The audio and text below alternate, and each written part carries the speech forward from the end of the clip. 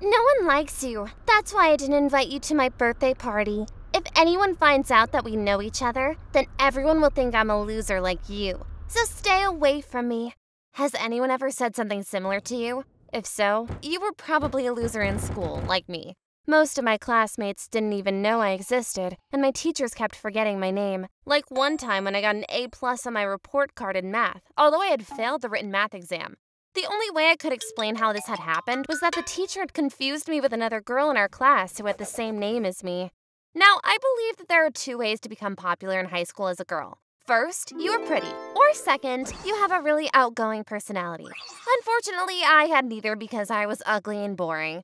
Hey, what will you do this weekend? Watch TV with my mom, I guess. With your mom? Don't you have any friends? No, I didn't have friends, and it was my mom's fault because she controlled my whole life down to the smallest detail. Put this dress on. I like it. But Mom, tight dresses don't fit my body type. My mom didn't care. She forced me to put it on, and once I came back from the dressing room, she said, "Oh God, it looks hideous on you. I didn't know someone could look this ugly." Some kids don't feel hurt when their parents criticize them, but I am very sensitive. I still remember the last time I dared to make a joke at home. I was 6 or 7 years old, and I said, "Mom, I knew Santa Claus exists. That's because you are cheap, and you would never buy me any expensive gifts, so Santa must have brought them." I was just a child making a silly joke, but my mom freaked out and said, "You dare to insult your mother?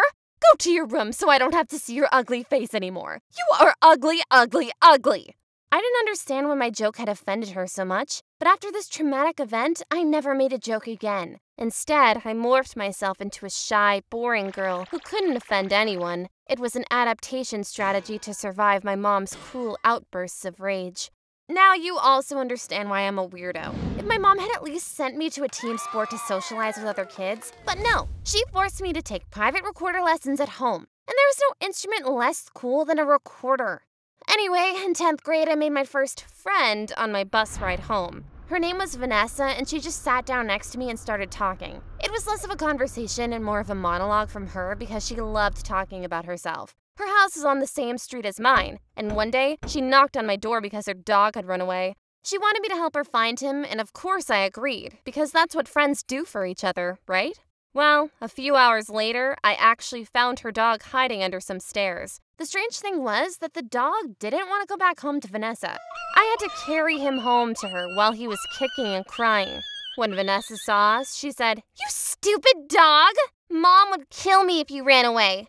Then she told me, "My family bought him for $5,000 when he was a puppy, but he looked a lot cuter back then than he does now, so I think I'm gonna sell him again." Wow, she didn't care at all that her dog was alive and well. She also forgot to thank me for finding her dog. Most of you probably wouldn't want to be friends with someone like Vanessa, but I was a loser and I couldn't be that picky. One day on the bus, Vanessa mentioned that it was her birthday that weekend. "Cool, will you throw a party?" "No, I'm going to visit my grandma in the countryside."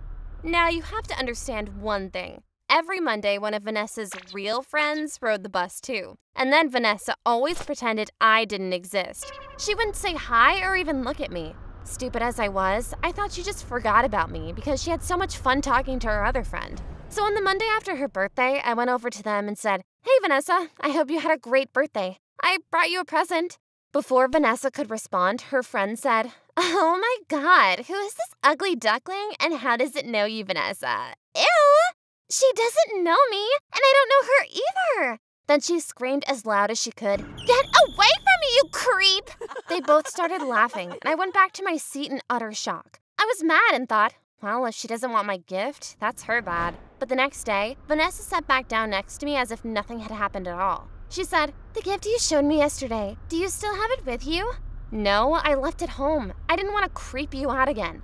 "Oh God, are you still mad about yesterday? Don't you understand how nice I've been to you all this time? Remember when you asked me if I threw a birthday party and I said no? Guess what? I lied to you. Of course I had a birthday party, but it was better for you not to come because nobody likes you, and all my friends would have made fun of you because you were a creepy loser." Wow. While my mom had to put effort into making me feel bad, Vanessa did it without even trying. I responded, "So, am I your friend?" "Of course, you are my backup friend. If I don't have anyone better to talk to, then I will hang out with you." Looking back, Vanessa showed many signs of narcissistic personality disorder. Not only did she have a complete disregard for my feelings, but she also did everything she could to get other people's attention. She often took selfies, posted them on Instagram with ridiculous captions underneath, like, "Remind me to never trust someone again." She also fabricated stories to make herself look better. She told me, "In case you didn't know, I am a great singer. I went on X Factor last year, and the only reason I didn't make it through the auditions was that I was too young. But Simon Cowell personally approached me backstage and wanted to exchange numbers with me so we could stay in touch. He thought I had an incredible voice." Well, Vanessa's and my friendship came to an abrupt end when a good-looking boy started riding our bus, too.